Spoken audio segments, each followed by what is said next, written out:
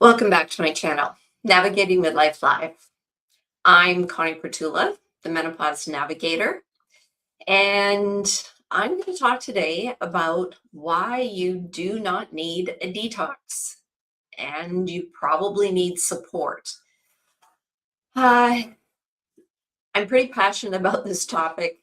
I did write a blog about it, I guess a couple weeks ago, last week maybe. I don't know. I've lost track of time with the holidays and stuff like that. But I did write a blog about it. And I thought, you know what? I'm also going to talk about this being my first live of the new year, 2026. And first of all, I'd like to welcome you. Thank you for joining me. And please, if you've got any questions, you can post them in the comments. I'd be happy to answer them. So why am I talking about this, and why am I so passionate about it? And why am I saying that you don't need a detox? First of all, there's a lot of things going on with each person, how they feel. And of course, I guess I could consider myself an influencer. I don't know if that's what I actually am, but there's a lot of health influencers out there that are trying to convince you to, do detoxes, do certain things, follow certain habits, because our bodies are toxic. And I don't necessarily believe that our bodies are truly toxic. Yes, there can be some people who are exposed to toxins on a regular basis. I mean, really, if you want to look at it from, a purely simplified standpoint, we're all exposed to toxins, toxins in our homes, toxins outside in the environment. We could be exposed with toxins at work, things we put on our body. So we can say that we're all exposed to toxins. But is our body actually toxic? And as I say, yes, there could be some people who have had very high exposures to toxins like lead and mercury, those types of things. So yes, their bodies could be toxic, most definitely. But most people, I don't believe that we need to do something that is really disruptive and aggressive to our bodies on a regular basis. And in fact, if this is something that is going to be done because you do have a toxic load for whatever reason, then it should be guided by a qualified health practitioner. And the reason I say qualified health practitioner is, unfortunately, in my field as a nutritionist, even though I went to school for 2 years, over 1,000 hours of study, my practicum time, and I'm certified by an association, there's a lot of people that can call themselves nutritionists after taking a short-term course. Not all nutrition courses go into the depth that my school does. So there are certain schools that do have a very high level of education, or an extensive level, I guess, of education. Excuse me, I'm still getting over a cold, so my throat's a bit raspy at times. Okay, hopefully that's good. But when I say an accredited professional, I'm meaning like a naturopath to work with somebody who is qualified. There are people who do hair mineral analysis, and again, all of those courses are different. So you really want to check into what this person's qualifications are. How extensive is their education so that they can guide you? And the reason I bring up this sort of, I guess, concern about this is that going through a detox process can be very hard on our body. So yes, if we're holding toxins, they're held in our fat. Depending on the type of detox that we're doing, that fat can be released. So when the fat is released, it's releasing the toxins. So you have to be aware that this is happening and support your body properly. Also, at this time of year, especially in the Northern Hemisphere, we're in winter. And a lot of detoxes and fasts include a lot of cold type foods, which can be very disruptive on the digestive system at this time of year. This is the time of year that we're usually focusing on warming foods to keep that digestive fire going. So, doing that type of fast can sometimes be very disruptive as to what's going on in your digestive system. The other part of it is, you know, when you're doing a fast, and, I hear about all kinds of fasts, water fasts, which is probably the most, I guess, sort of restrictive and abrupt type of fast. So you do have to be aware. Are you giving your body what it needs during the water fast? Are you giving it the support that it needs? Because to just go on straight water all of a sudden without understanding the type of support your body needs could be very detrimental. It could be very difficult on your system. You could be setting off certain uh, levels in your body as far as minerals and electrolytes, all those types of things. The other part is, when we look at some of the other fasts, like a juice fast, or, I hear people going on a soup diet. Uh, you know, Another big thing right now is, eating a whole bunch of sardines for days on end. It's like there's all sorts of crazy things out there. And my attitude is that, okay, yes, our bodies might need support at times, but we can support our bodies properly with good whole food ingredients. So these are different things to consider. What are your reasons around wanting to do this fast? Is it something, purely spiritual, or is it something that you think your body's toxic, or you've been led to think that your body is toxic? Because again, people can be very convincing on social media when they want people to follow them and start utilizing their programs, maybe purchasing product while they're doing, a cleanse or a fast or a detox, whatever you want to call it. So I would be very, very cautious with respect to that. And what kind of support are you given during that time? Are you just, sent out something that's in a PDF format or some type of an ebook? And then basically beyond that, you're on your own? Is there some type of support group? If you start to have certain symptoms, is there support to provide to you, to talk to somebody about those symptoms, or are you just sort of left on your own? And then if something happens, sometimes we feel pretty embarrassed to go into our doctor and say, oh, yeah, I was doing this fast and now I'm really sick and I don't know what's going on with my body, or, set off my digestive system, or whatever it might be. So those are the other things, again, when somebody is doing something like this, I believe that they should have one-on-one direct support. I do know naturopaths who provide like heavy mineral um, types of detoxes. But again, those are followed very, very closely, and people are put on a specific diet. They are put on specific supplements to support their bodies at that time, and they're monitored very closely by the naturopath. So those are big concerns that I have. Now, the other thing is when you start to come out of this fast, what kind of guidance are you given at that point?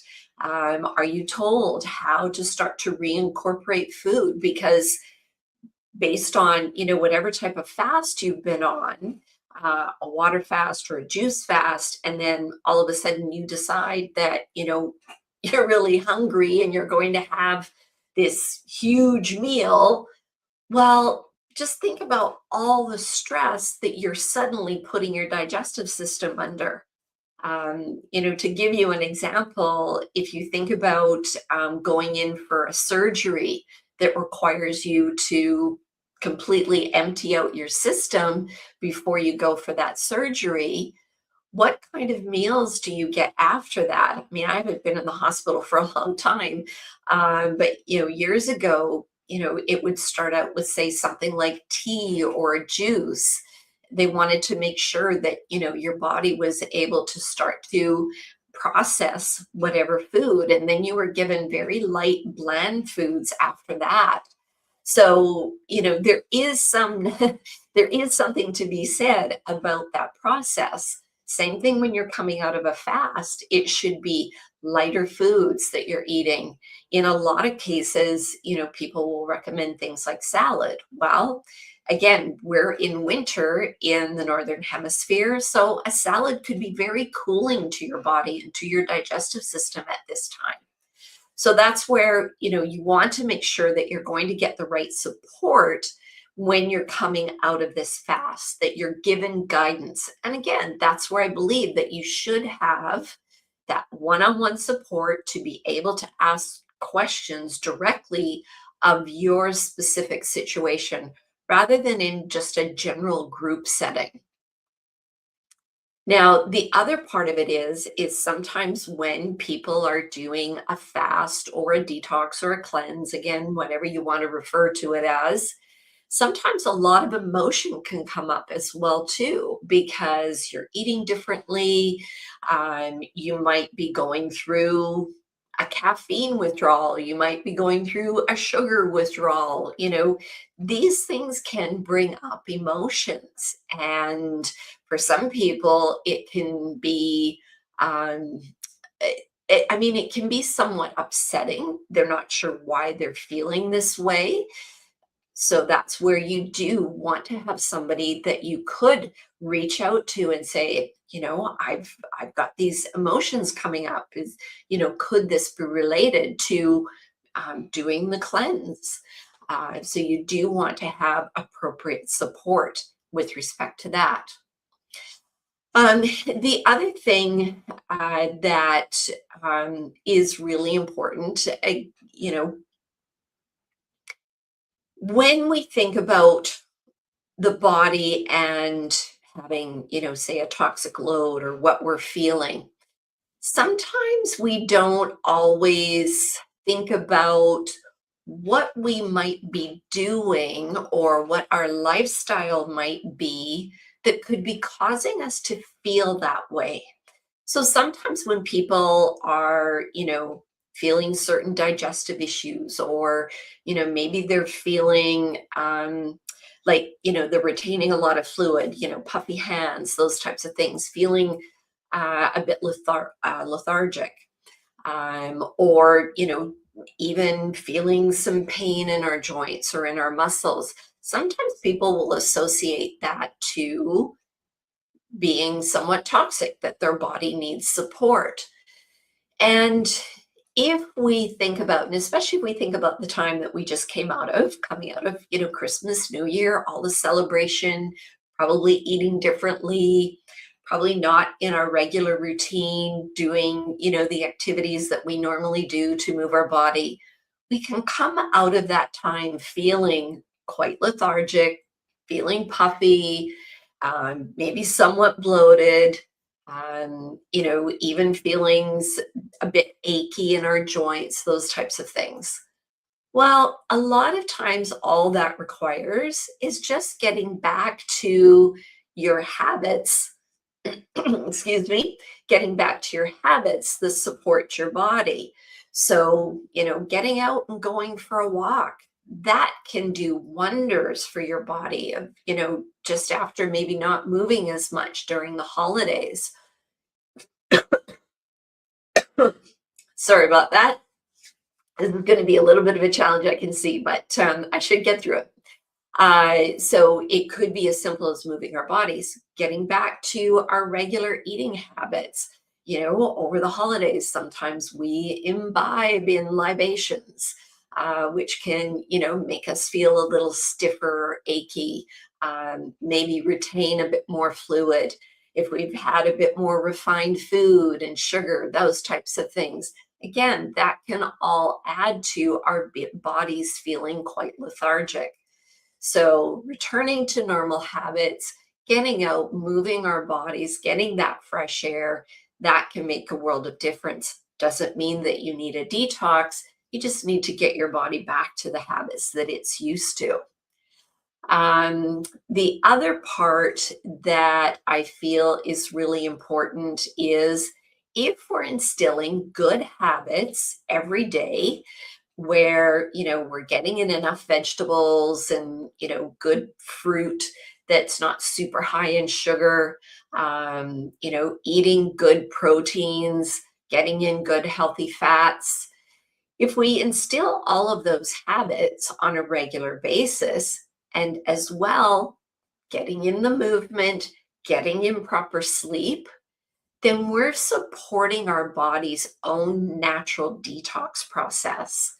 And we're detoxing on a regular basis. So, of course, I think everybody's probably pretty familiar with the fact that our liver is one of our main filtration systems in our body.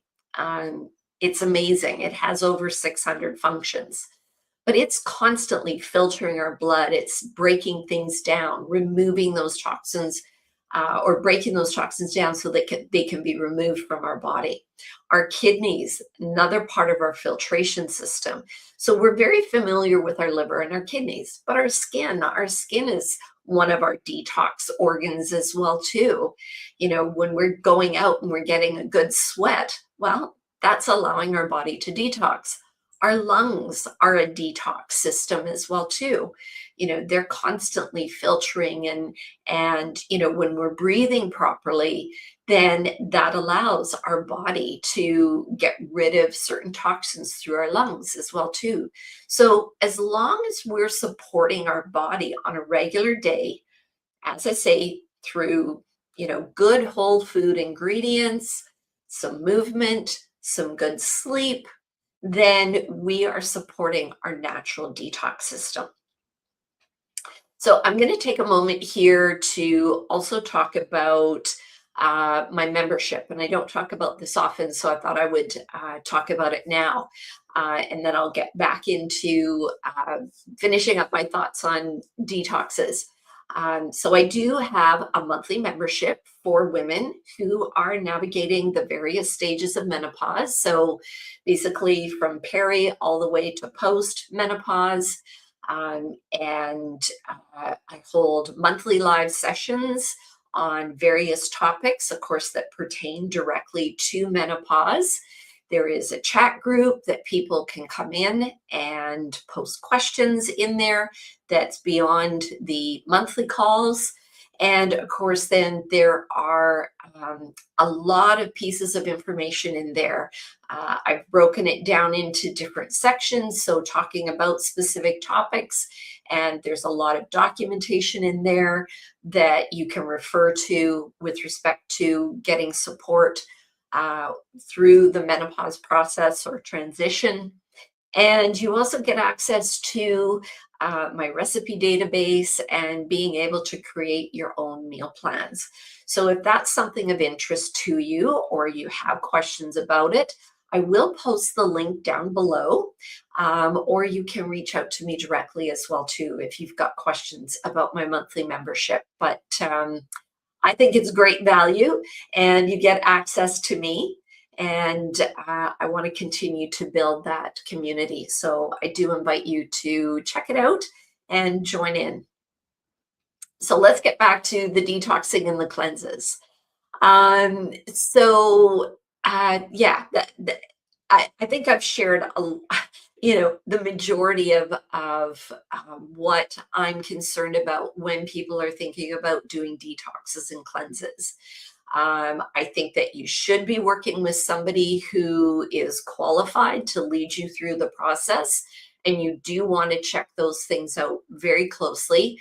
Now, some people will say, well, I can't afford to work with a naturopath and go through all those processes. Well, isn't your health worth the investment? If you're looking for something that's very inexpensive, $29, $47, whatever, you kind of get what you pay for, and that could be very dangerous. Why do something like that that could completely disrupt your system. I had a client who, for some reason, she was led to believe that she had a parasite, and she worked with a practitioner. Um, I'm not exactly sure of her qualifications, but really messed up her digestive system because of the different things that she put her on to get rid of this parasite. In my mind, anybody who thinks that they have parasites, first of all, as most certified nutritionists will say, test, don't guess. There are really good tests that are going to show you whether you have parasites or not. And there are whole food ways to deal with these types of things. And anybody that has a parasite, there is going to be very, very plain signals as to what's going on in the body that you do actually have a parasite. It's not just going to be certain digestive issues that are going to lead you to believe that you have a parasite. There's very specific signals, and there's even signals that can show up in a regular blood test as well too. So, these are the risks, and that's why I don't believe in detoxes or cleanses, or fasts. Same thing, even if you're doing a 24-hour fast, how are you taking yourself out of that fast? Are you giving yourself enough nutrients before the fast and after the fast to make up for that day? Because as women in menopause, we lose our muscle very quickly. Now, a day here, a day there, is that going to make a difference? But if this is something that you're doing on a weekly basis, yes, it can start to make a difference. So, are you giving your body the nutrients that it needs to make up for that day that you're doing the fast? And how are you taking yourself out of that fast? Are you giving your body or your digestive system a lot of stress by the food that you're eating that next day? Or are you eating lighter foods so that your body can start to, take those nutrients in after not having any food for 24 hours or whatever the time may be? So these are the things that I think that people need to be aware of. As I said, I did write a blog, and I have put the link to the blog down in the description, so you can read my thoughts further about the blog. And if you've got further questions about this, or it's something that you're thinking about and you would like some guidance as to whether it's the right thing for you, I invite you to reach out to me. Let's talk about the symptoms that you're feeling and why you feel a detox or cleanse or a fast is the appropriate thing for you. And as I say, generally once we get back into our, regular routine after the holidays, then, sometimes all those things that we were feeling go away. If what you're feeling is reoccurring and you've got symptoms like rashes or severe digestive issues that are happening, you're not sleeping, there's a number of things going on, then that's where I encourage you to reach out to a qualified professional. You could start with your doctor if you're not in a financial position to work with somebody like a naturopath or a certified nutritionist, or somebody like that. Then I would say start with your doctor first. But it isn't something that you should do on your own, I don't believe anyway. And I also think that what you're paying for the advice you're getting does matter. In this case, getting the cheapest price just to do a detox could actually start a whole chain reaction that can literally take months to turn around. So anyway, I don't see any comments. That's what I wanted to share. Thank you for joining me. I, of course, will be back next week sharing another topic. And actually next week, I'll just share because I already know what I'm going to talk about. Sometimes people say to me, as a certified nutritionist, what makes you qualified to be able to talk about menopause? So I'm going to talk about that next week as to my qualifications of being able to talk about menopause. So thanks again for joining, and I hope to see you next week. If you're catching the replay, just put hashtag replay and please ask your questions or reach out to me directly, and I'd be happy to answer your questions. Have a great rest of the week and have a great day.